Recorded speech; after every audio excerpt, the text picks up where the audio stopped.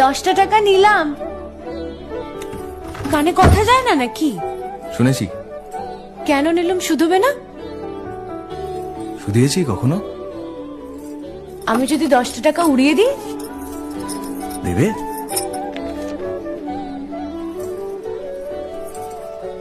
আমি তবে যাই। আমরা থিয়েটার দেখতে যাচ্ছি। তুমি কি শুনলে আমি কি বললাম? বড় জ্বালাচ্ছ ললিতা।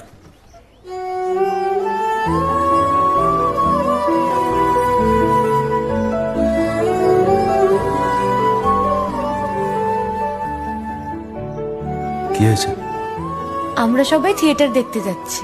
আমরা বলতে? আমি, কালী, চারু। চারুকে চেনো?